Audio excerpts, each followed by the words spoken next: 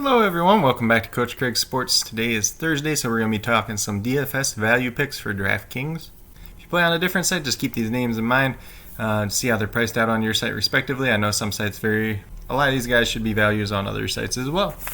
But we'll start off with the quarterback position. So first off, we got Ben Roethlisberger. He comes in at $6,500, goes against Dallas's defense that is pretty awful so far this year. And he definitely could be a value for $6,500, multiple touchdowns. Pretty safe floor in this one. Cam Newton's next. He goes against the Jets this week, $5,900. Definitely a good matchup for him. I know he hasn't performed the best in more recent weeks, but if he has some of that rushing upside, if he's able to throw a touchdown or two in the air as well, he could definitely be worth it. And then I got Derek Carr, $5,700. He goes up against the Chargers this week. He's had a pretty solid season overall. He's just a guy that I like a lot, especially for DFS, because he's got that safe floor. He might not have the high upside, but you're not paying up for him, and you're still getting like 2 touchdowns out of him. So he allows you to have some value elsewhere. Then the other 2 guys I got are the real cheap guys. Nick Mullen, which is in tonight's game. I'm not like a big fan of his, honestly, but at $5,100, he's one of the cheapest quarterback options there is out there. He's probably somebody I'm going to fade a little bit, though, just because he doesn't have any receiving options now. Then we got Jake Luton, who's going to make his first career start against the Texans. Texans' defense isn't very good overall. If Luton does anything for $4,900, he could definitely be worth it. Then we'll move over to the running backs. Running backs, we're going to look at guys pretty much under $5,500. Start off with Zach Moss, $5,200. He was one of my favorite picks for last week, and his price went up about $1,000. If you played him last week, you were very, very happy. He goes against Seattle this week. Seattle's not been great on defense this year, so it definitely could be a good matchup for him as well. They're probably going to want to run the ball quite a bit and try to keep Russell Wilson off the field. Then I got Philip Lindsay. He comes in at $5,200 as well. Denver goes against Atlanta this week, so it's a pretty good matchup for him. He's looked pretty good the past couple of weeks, and he might be ready to take that role over from Melvin Gordon, but at the very worst, they'll be splitting snaps 50-50. Then we got Justin Jackson coming in at $4,900. He goes against the Raiders this week, so it's a very good running back matchup. He's kind of taken over the lead back here. Tremaine Pope's hurt. Joshua Kelly's kind of faded off for whatever reason. So it definitely could be a good job for him. Definitely could have a big week. $4,900 is a pretty good price as well. We'll mention JaMychal Hasty, and I will start out by saying I am not a fan of JaMychal Hasty. I don't think he's a good player. This is more a case of opportunity than anything. So he is $4,800, goes against Packers defense that hasn't been good against the run this year. And honestly, they don't have many other people left. If you're playing in a single game DFS, I do not like playing him for that tonight. Then we got J.D. McKissick, comes in at $4,300. This is pretty much where he's been priced all year. But he's one of them guys, he's real cheap. If you just need a cheap guy that's going to get you like 10 points, this is definitely your guy. Then we got Jordan Wilkins next for the Colts. Jonathan Taylor's been banged up with an ankle injury. If he doesn't go for some reason, you can play Wilkins, but he goes against the Baltimore Ravens defense this week, so not the best matchup in the world, but if he does get volume, he definitely could be worth it for $4,200. Then we'll move down to Frank Gore. Frank Gore is $4,000. I know Frank Gore is not exciting by any means, but the New England Patriots have been awful against the run lately. If the Jets have any sense of what they are doing, they will give the ball. They will try to run the ball a lot, especially against this Patriots defense that hasn't been able to stop the run recently.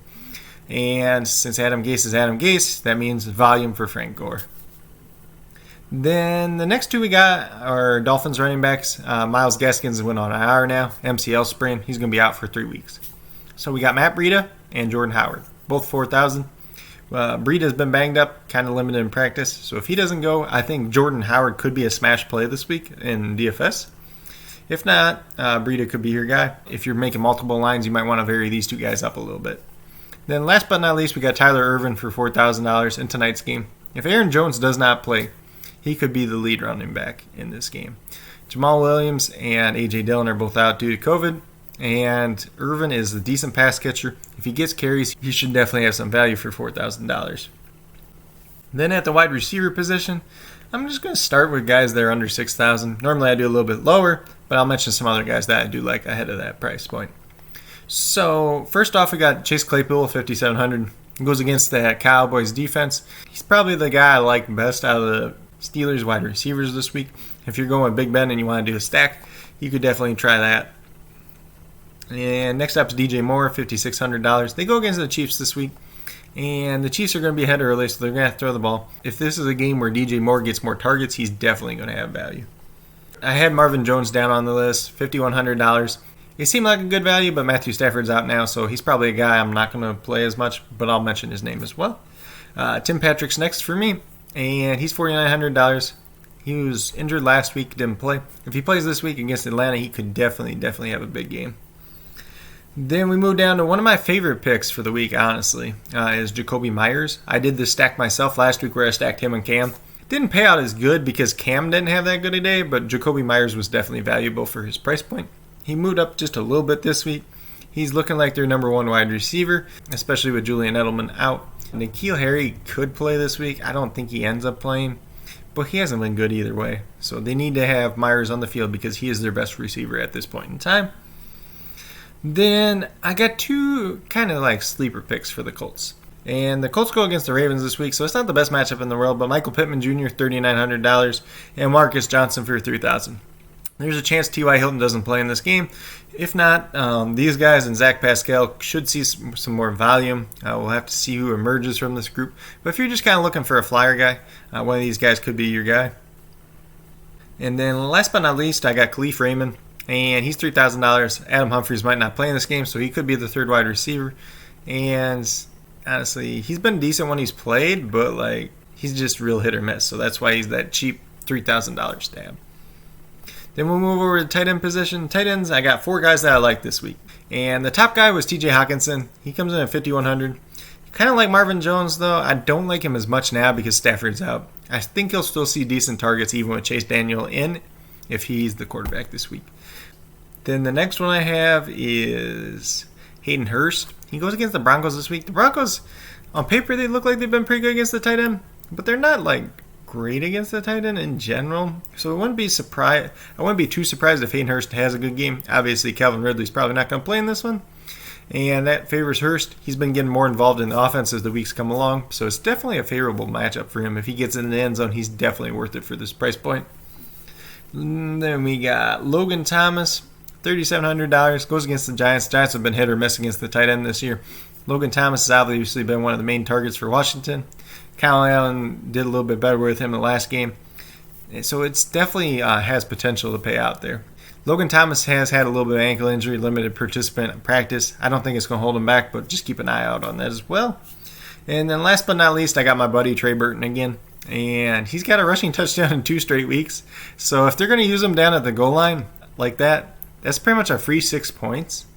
And then anything else he does on top of that should help you. Then on the defensive side of the ball, I got the Jets. $2,300 is my cheap play if you need a real cheap play. They go against the Patriots. The Patriots offense hasn't been great the last couple of weeks. If they get a turnover, if they get some sacks, they definitely could be worth it. Giants is next, $2,700. They go against Washington football team this week. Last time they played them, the Giants did pretty well in this matchup, so it wouldn't be surprising if they did it again. Then we got the Cardinals, $2,900. This is probably my favorite one of the week, honestly. They go against Miami Dolphins. Tua Tagovailoa, second career start. Their offense wasn't very good the first career start, and I know they won the game, but Tua didn't do much. They lose Myles Gaskin now, so how's their offense going to look without him? Then we got a Washington football team. They obviously go against the Giants. Daniel Jones, the Mr. Turnover Machine himself, could be a good matchup for them as well. And then last but not least, I got the Baltimore Ravens, $3,500. Go against the Colts this week. And if they can get pressure on Phillip Rivers, cause him to make turnovers like he has been known to do so, definitely could be a good matchup for them. But overall, those are my value picks for the week. I know it's a little bit shorter list than some of the other weeks. If you guys have any other value picks that you'd like to mention, especially for DraftKings, if you have any other questions of what I think about players this week to play, stacks, anything like that, just feel free to leave them in the comments. And if you need to get a hold of me for any other reason at all, feel free to do so, whether it's down in the comments, at my email at coachcraigsports@gmail.com, on the Coach Craig Sports Facebook page, or on Twitter at Coach Craig Sport. And with that being said, if you guys liked and enjoyed this video, please give it a thumbs up. If you haven't already subscribed to the channel, please consider doing so. It helps build the community that we're trying to build here at Coach Craig Sports. And with that being said, if you're a new or current subscriber who's yet to do so, also hit that notification bell, and it'll let you know every single time I post up a video. Like I've been saying, post up about 5 videos a week. Tomorrow's video is going to be the starts and sits for every matchup video. definitely a good one. You guys are going to want to check that out as well and go through all the matchups, tell you guys who I would start and sit, mention kind of injuries, anything else that would be concerns there as well. But with that being said, that's all we got for today's video. Hopefully you guys all enjoyed this. Hopefully you guys do pretty well in DFS this week, and have a great rest of your day.